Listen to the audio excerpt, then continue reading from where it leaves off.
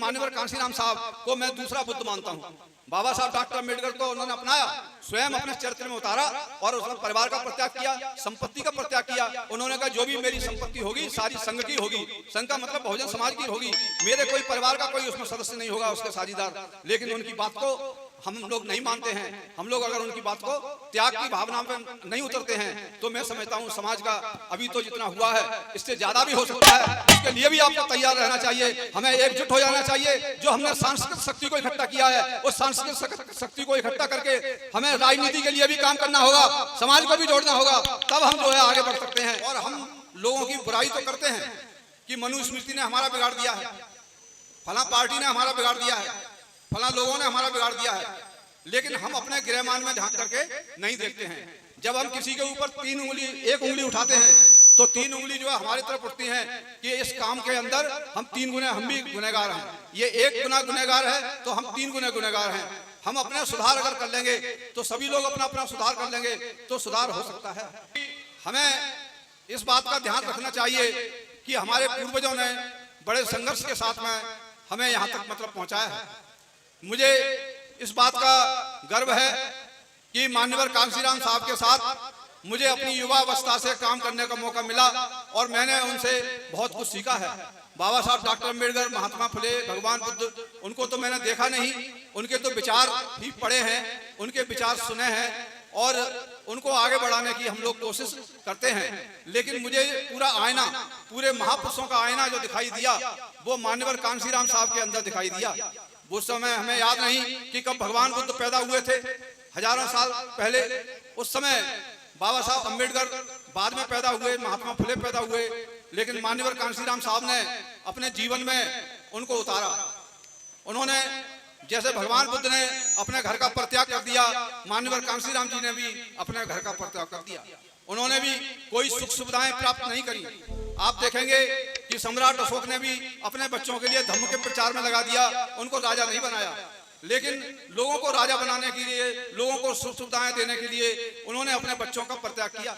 बाबा साहब डॉक्टर अम्बेडकर ने भी अपनी सुख सुविधाओं का परित्याग किया, अपने परिवार का परित्याग किया। आप देखेंगे महात्मा फुले ने भी, उनके घर से उनको निकाल दिया गया, उनकी बीवी को निकाल दिया गया, लेकिन समाज के लिए उन्होंने अपना पूरा जीवन अर्पित कर दिया। तो ये इतना आसान नहीं है यहाँ तक पहुँचना जो हम पहुँचे हैं, और ये भी हमारा छिनने जा रहा है। अभी भंते जी बोल रहे थे, काफी अच्छी बात है उन्होंने बोली कि अब जो हम यहाँ तक पहुँचे हैं ये भी हमारा छिनने जा रहा है।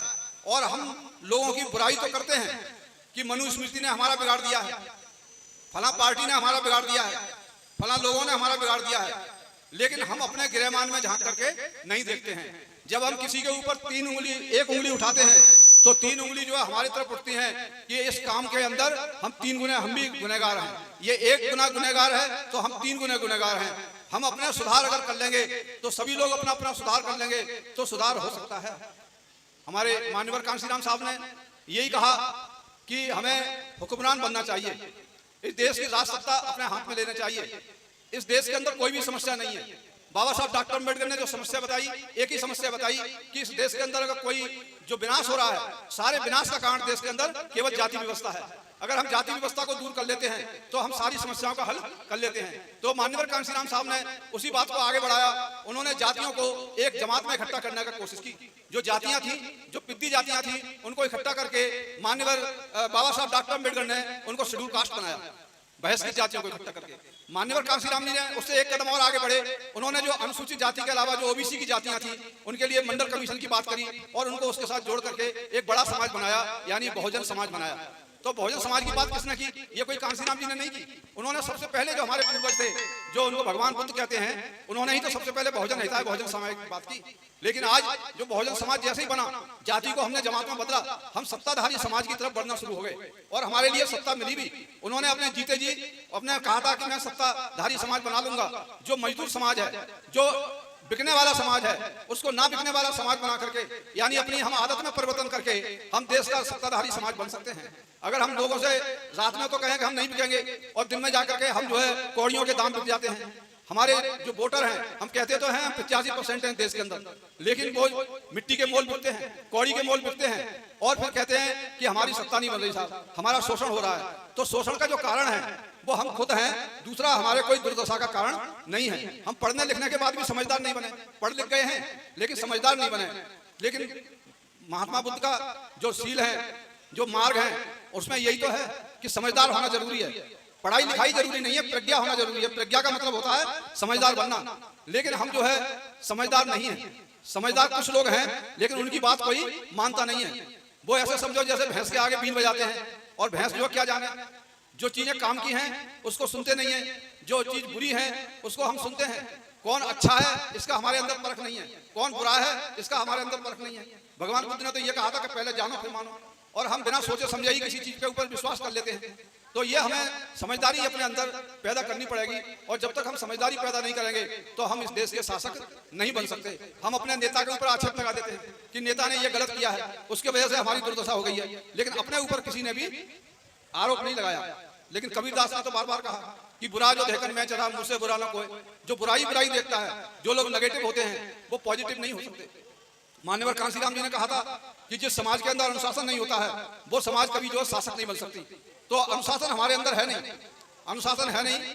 कब कौन सी बात सुननी है, कब कौन सी बात कहनी है, और कब कौन सा डिसीजन लेना है, हमें लोगों के भड़कावे में आना है कि नहीं आना है, इन सब चीजों को हम जो है बंद कमरों में पहले बताया करते थे। बड़ी मुसीबत से ये बहुजन समाज जोड़ करके यहाँ तक ला पाए हैं। लेकिन बिखरते हुए हमें भी अपने जीवन में जो दुख हो रहा है कि समाज जैसे जैसे प्रगति कर रहा है, पैसे में भी बढ़ रहा है, पढ़ाई में भी बढ़ रहा है, अधिकारी बन रहे हैं, उनके अंदर मालाएं उनको पहनाई जाती हैं, उनका स्वागत किया जाता है, लेकिन कितना गिर रहे हैं। जैसे पेड़ एक तरफ ऊपर बढ़ता है, उसकी जड़ें जो है नीचे चली जाती हैं, तो जड़ों की तरफ कोई नहीं देखता, पेड़ ऊपर बढ़ रहा है उसको तो देखते हैं। अब हमें बड़े दुख के साथ कहना पड़ रहा है कि हमारे जो चीफ जस्टिस ऑफ इंडिया बाबा साहब की पार्टी में उनके पिताजी रहे, वो आदमी जाकर के एक बाबा के पास जा रहा है, वहां पर अपनी समस्या का समाधान दे रहा है। तो ऐसा आदमी क्या जजमेंट दे सकता है, क्या उससे न्याय की उम्मीद की जा सकती है?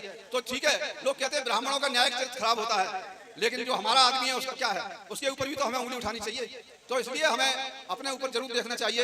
ये बाबा साहब डॉक्टर अम्बेडकर ने भी कहा, उन्होंने बौद्ध धर्म लास्ट में ग्रहण किया जब वो तंग आ गए उससे राजनीति से। उसके बाद में मान्यवर कांसीराम सिंह ने कहा कि मैं 50 साल जब हो जाएंगे, बाबा साहब डॉक्टर अम्बेडकर ने जिस दिन बौद्ध दीक्षा ली थी, तो उसकी बौद्ध दीक्षा जो है 2009 में पूरी 50 साल होने जा रहे थे, तो उसमें उन्होंने कहा कि मैं बौद्ध धर्म 6 करोड़ लोगों के साथ में ग्रहण करूंगा। लेकिन वो 9 तारीख को हमारे बीच से अक्टूबर में चले गए। 14 अक्टूबर को उनको ग्रहण करना था और 9 अक्टूबर को उससे पहले ही चले गए। तो उनका जो सपना था वो पूरा नहीं हुआ। लेकिन उन्होंने जो उनकी किताब है चमचा एज, किसी ने पढ़ी है कि नहीं पढ़ी है, लेकिन मैं बताना चाहता हूं कि उसको जरूर पढ़ें। उसके अंदर चौथा चैप्टर जरूर पढ़ें। चौथा चैप्टर जो है उसमें लिखा हुआ है कि टिकाऊ जो समाधान है हमारी समस्या का, वो सांस्कृतिक समाधान है। तो सांस्कृतिक समाधान क्या है? जो हम बुद्धिज्म की जो बात करते हैं, ये बुद्धिज्म कोई धर्म नहीं है, बल्कि एक सभ्यता है, एक हमारे विकास का माध्यम है, हमारी उन्नति का एक साधन है। इस तरीके बताए गए हैं। जो भी आदमी व्यक्तिगत रूप से भी अगर उसको अपनाता है तो उसका व्यक्तिगत रूप से उसके पारिवारिक फायदा होता है, और जो समाज अगर उसको अपनाता है वो समाज भी उसका प्रगति करता है। इसलिए मान्यवर कांसीराम साहब को मैं दूसरा बुद्ध मानता हूँ। बाबा साहब डॉक्टर अम्बेडकर को उन्होंने अपनाया, लेकिन इसमें मान्यवर कांसीराम साहब ने स्वयं अपने चरित्र में उतारा और उसने परिवार का परित्याग किया, संपत्ति का परित्याग किया। उन्होंने कहा जो भी मेरी संपत्ति होगी सारी संघ की होगी। संघ का मतलब बहुजन समाज की होगी, मेरे कोई परिवार का कोई उसमें सदस्य नहीं होगा, उसके साझीदार। लेकिन उनकी बात को हम लोग नहीं मानते हैं। हम लोग अगर उनकी बात को त्याग की भावना में नहीं उतरते हैं तो मैं समझता हूं समाज का अभी तो जितना हुआ है इससे ज्यादा भी हो सकता है। इसके लिए भी आपको तैयार रहना चाहिए, हमें एकजुट हो जाना चाहिए। जो हमने सांस्कृतिक शक्ति को इकट्ठा किया है उस सांस्कृतिक शक्ति को इकट्ठा करके हमें राजनीति के लिए भी काम करना होगा, समाज को भी जोड़ना होगा, तब हम जो है आगे बढ़ सकते हैं।